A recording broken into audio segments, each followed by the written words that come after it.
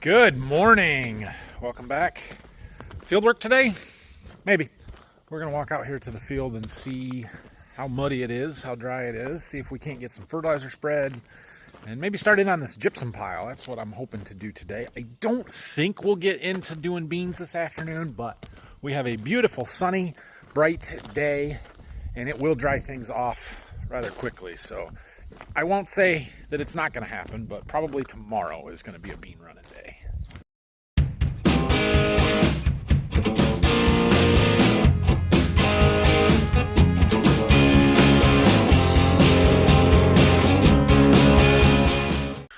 We have got a big old pile of gypsum here that needs to get used up, so I would love to start using this. What the heck has been in there? The deer climbing on that? Coon? Something, holy cow, something. What in the world? Anyway, I was really coming out here to see what this ground conditions are like. Not that we have any wheat stubble that needs spread. This is firm, dry. We could spread on this. I can't tell if those are deer tracks or not. I was going to say not, and then that one kind of looks like it is. Maybe not. Raccoons? I don't know. But they're climbed all over these piles. That looks more like a paw print than a deer hoof. Coyotes? The coyotes coming up here. Anyway, it doesn't matter. I've got some potash that needs spread first. Maybe we better go look at some bean stubble. We'll see.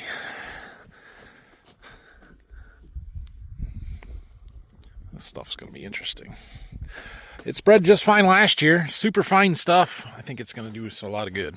We'll probably talk about this more later or again when we start spreading it, but gypsum is calcium sulfate. It adds calcium and sulfur. Two very good things to our soil. And so we're spreading that because I'm trying to use it to replace some of the ammonium thiosol that I've been using, the liquid sulfur source on the planter. Helps me cut volume on my starter and everything, having the sulfur out there already. Plus I get lots more of it for a way cheaper cost. And calcium is generally good for our soils as well. It helps to loosen the soil up, allows water to infiltrate better. It's a very big molecule size compared to a magnesium that it usually flushes out of the soil. So that's what it's for. Came over to one of the bean fields we had finished harvesting last week, or a week and a half ago now. Whenever it was. This was the last day we combined. Wanted to see how muddy it is. It's pretty muddy. Ugh. I think we could spread on this okay, but it is pretty muddy. It could use a little time to dry up. It's definitely too wet to do any tillage. Of course, it's going to be dry underneath deeper. I don't know. I mean, it's not like it's soft and I'm sinking into it. We would probably track it up a little bit with the spreader. I think I'll wait. The problem is I'm going to get so dang busy. It would be nice to get some of this done.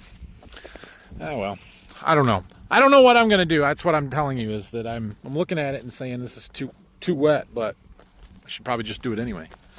Stopped at our next bean field that is going to go here. As soon as they're dry, we're going to come out here. We've got a chicken litter pile in this field, and it stinks. Ground is firmer here than the last field that we were just in. Soil types or less rainfall or whatever. You can see it's even starting to dry off on top here. Much firmer. So that's not going to hold us up. The question is, when are the beans themselves going to be dry enough?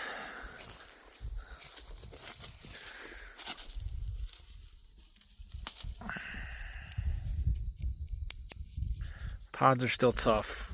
Doesn't break open easily. I'm sure that the beans are pretty chewy. Yeah.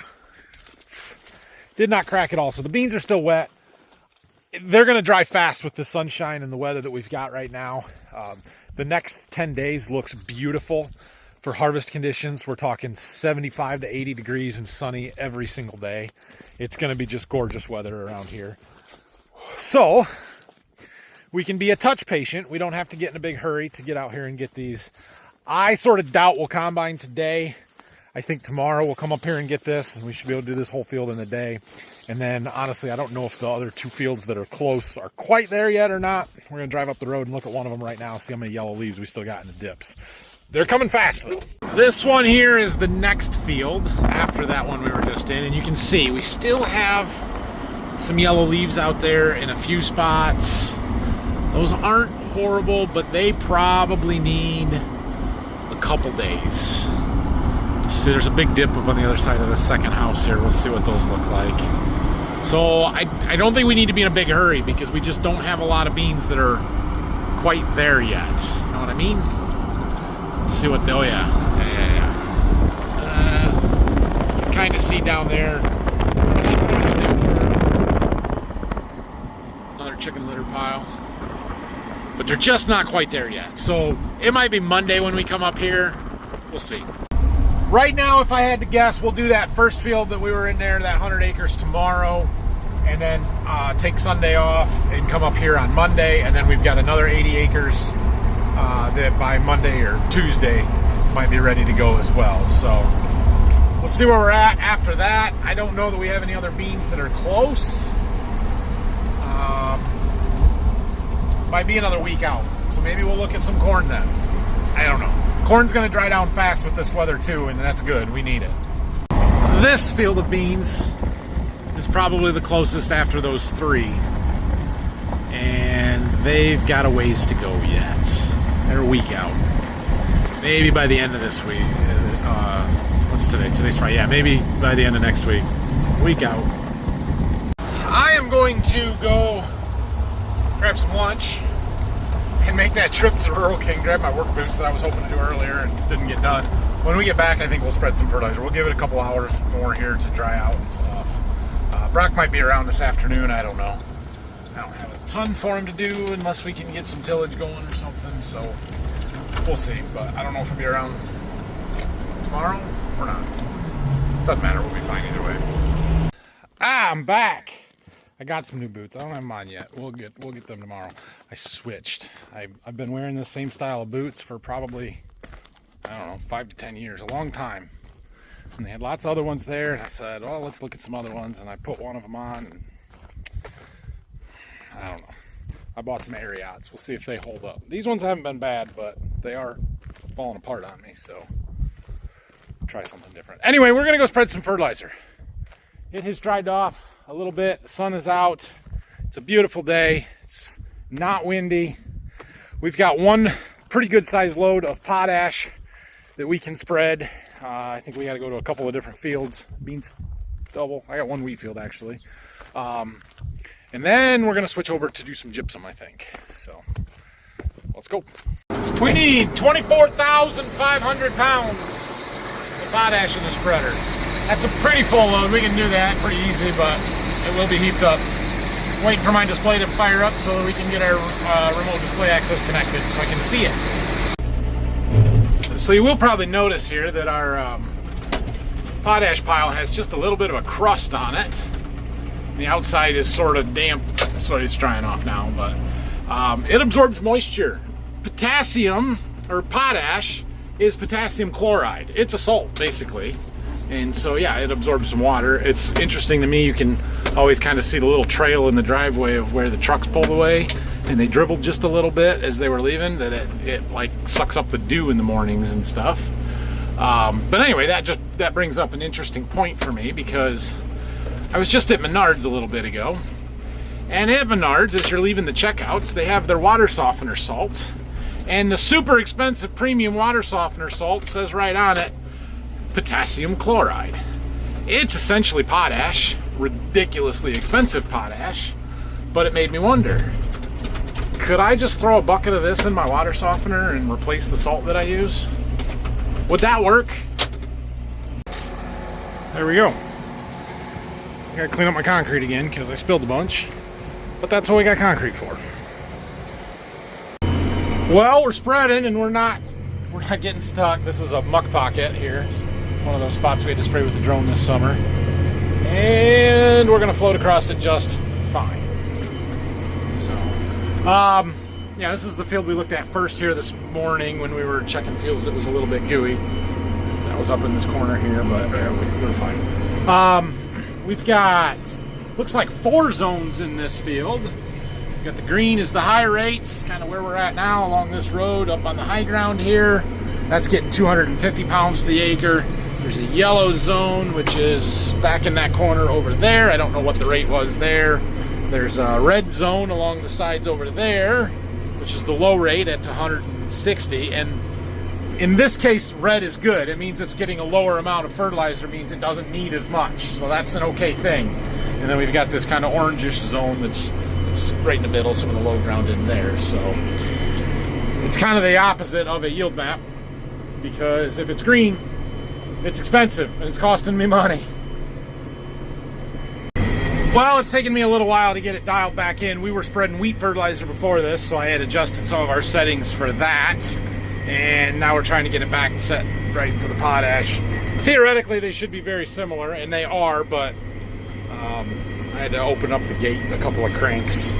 That's the one thing about this spreader. And I'm sure that if I had everything dialed in exactly, it would, and could remember all my settings, it would work. But like the product gate on the back that you kind of set the opening, I've got the computer told that it's at 2 inches, and I can put it real close to that, but sometimes it's still off. So if you open it, just one turn, which is, I don't know, maybe 1/8 of an inch, maybe, it can drastically change how much is coming out of there. And so it's not always perfectly exactly the same every time I get back into the tractor. So I'm trying, but I had to change it about 3 turns, and I think we're dialed in now.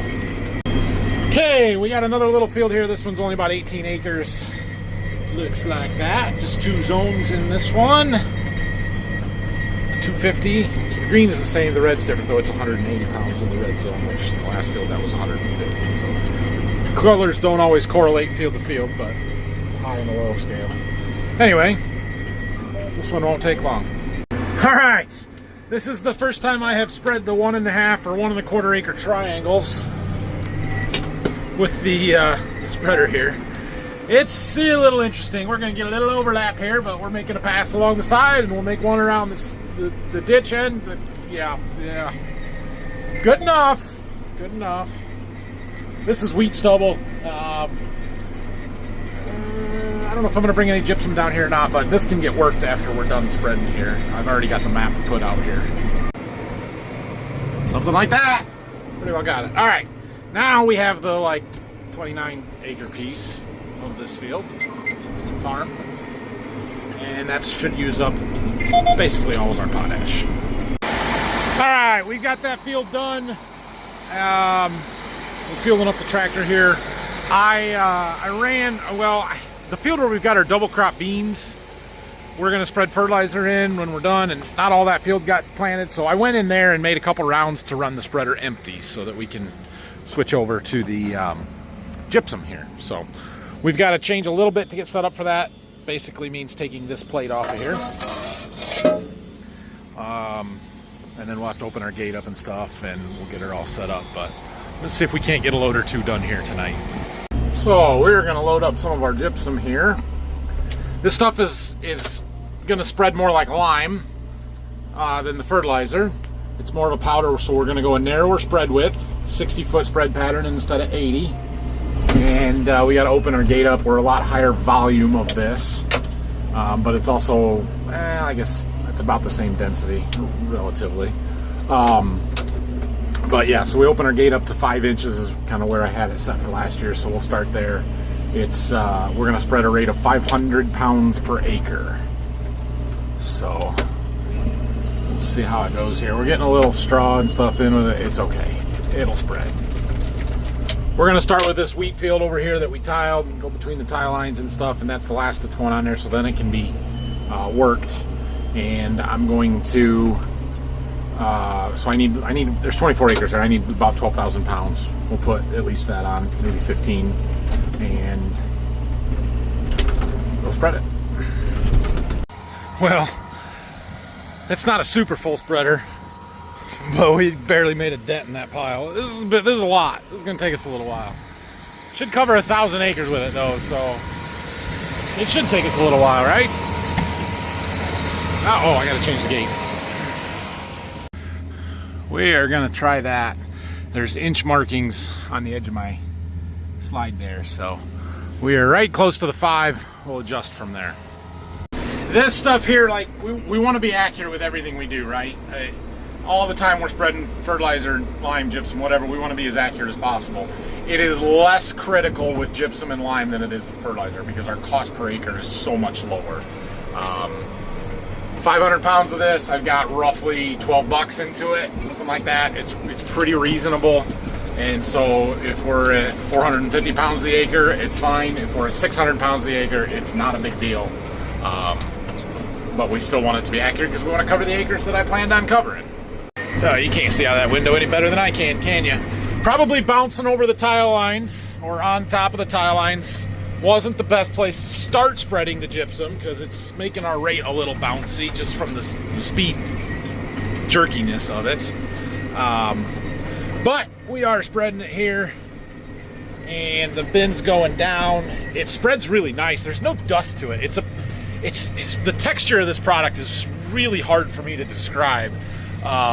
It's very, very fine powder, but it's not dry, not super dry. And I know it's been sitting out and it just got rained on, and it might dry out a little bit more as the sun comes out and everything. The top of the pile's dried off today, but it kind of has a texture like kinetic sand, if you know what that is. Like my kids play with. It's like sand that adheres to itself so it doesn't make a big mess and everything. It's almost like that. If you squeeze it in your fist, it just makes a ball. And it made me really nervous. Here's a tile start hole or something that we gotta bounce over. Anyway, it made me really nervous that it wasn't gonna come out of the spreader and we are gonna have problems with it bridging and stuff when I first started using it last year, but we had no problems whatsoever spreading it, so I think it'll work good. Not quite getting enough on, so we're gonna open our gate up a little bit more, but while we're out, I thought I'd show you. You can see it here. All those fine granules all over, so spread pattern looks fantastic. I'm really happy with the way that the spreader works. I'm so glad we got a scale. I cannot begin to tell you how important that scale is on a spreader like this. There goes Dad. He has been he's been working down to Berkey on the electrical for the grain bin and doing some improvements on some stuff down there. And he's been taking that trailer down there every day and bringing a load of trash and stuff back. I don't know why. Well, I do know why. Because we're too close to Toledo. We can't burn stuff there. And he can bring all his old pallets and apparently a door and whatever else he has scrap here. And take it back to our burn pile and we can get rid of it. Anyway, we're just finishing up this field here. Doing a little partial strip. I think that might be it for the night. It's after 6 o'clock. I've had enough for today. Well, I cleaned up the concrete, put our spreader back inside. We may spread some more gypsum tomorrow. We'll see. I think we're going to be combining beans hard, so that's good. I do have somebody coming to pick up a bag of wheat in the morning, and what else do I have going on? I should treat some wheat. Phil actually just went to the field while I was out spreading to go plant some wheat, so that is good. I'm kind of waiting for him to get some planted and empty one of those green wagons that I was putting it in so that I can fill it back up with the same variety. So if he can get a little bit planted tonight, tomorrow morning, then we can finish emptying that big red wagon that we've got in there and get that out of there. And then we can get the other green wagon for a customer done. And then I'll be caught up for now, treating wheat. I've got more for ours to do, but it's on a different wagon. So anyway, I think that's it. Have a great weekend. I will be around tomorrow. I'm going to try really hard. I don't know if it's going to happen, but I'm going to try really hard and do a live stream sometime tomorrow. Probably early afternoon, because my Buckeyes play at 3:30, and we're not doing it during that. So anyway, look for that. If you have any questions or comments, leave them down below. Don't forget to subscribe, like the video. All the things that you good YouTube viewers need to do to be good YouTube viewers. Do them. Thank you. See you in the morning.